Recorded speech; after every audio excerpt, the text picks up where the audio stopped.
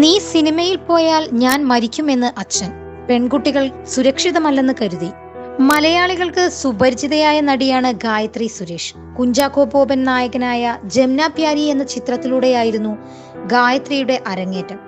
പിന്നീട് മലയാളത്തിലും മറ്റ് തെന്നിന്ത്യൻ ഭാഷകളിലുമൊക്കെയായി സജീവ സാന്നിധ്യമായി മാറുകയാണ്. അതേസമയം അഭിനയിച്ച സിനിമകളേക്കാൾ തന്റെ സോഷ്യൽ മീഡിയ പ്രതികരണങ്ങളും അഭിമുഖങ്ങളുമാണ് ഗായത്രിയെ താരമാക്കുന്നത്. തന്റെ പ്രസ്താവനകളുടെ പേരിൽ നിരന്തരം വാർത്തകളിൽ നിറയാറുണ്ട് ഗായത്രി. അതേസമയം താരത്തിന്റെ പല പരാമർശങ്ങളും വിവാദങ്ങളായി മാറാറുമുണ്ട്.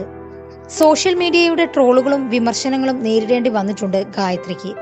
പക്ഷേ അതിനെയെല്ലാം മറികടന്ന് മുന്നോട്ടു പോവുകയാണ് ഗായത്രി. ഇപ്പോഴിതാ അഭിനേത്രിയാവുക എന്ന ആഗ്രഹത്തിനെതിരായി തന്റെ അച്ഛൻ നിന്നതിനെ കുറിച്ച് സംസാരിക്കുകയാണ് ഗായത്രി. വീട്ടിൽ അച്ഛനും അമ്മയും അനിയത്തിയുമുണ്ട്. അച്ഛന്റെ പേര് സുരേഷ്, ബിസിനസ്സാണ്. അമ്മ രേഖ അധ്യാപികയാണ്. അനിയത്തിയുടെ പേര് കല്യാണി, അവൾ ഒരു കമ്പനിയിൽ ജോലി ചെയ്യുന്നു. അമ്മ ടീച്ചർ ആയിരുന്നെങ്കിലും അത്ര കർക്കശക്കാരിയൊന്നുമല്ല.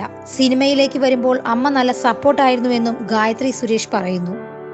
എന്നാൽ അച്ഛൻ ഒട്ടും താല്പര്യമില്ലായിരുന്നുവെന്നാണ് ഗായത്രി പറയുന്നത്. സിനിമാ മേഖലയെക്കുറിച്ച് അക്കാലത്തൊക്കെ മോശം അഭിപ്രായങ്ങളല്ലേ കേട്ടിരുന്നത്. പെൺകുട്ടികൾ സുരക്ഷിതമല്ല എന്നാണ് അച്ഛൻ കരുതിയിരുന്നത്. നീ സിനിമയിൽ പോയാൽ ഞാൻ മരിക്കുമെന്നാണ് അച്ഛൻ എന്നോട് പറഞ്ഞത് എന്നാണ് ഗായത്രി പറയുന്നത്.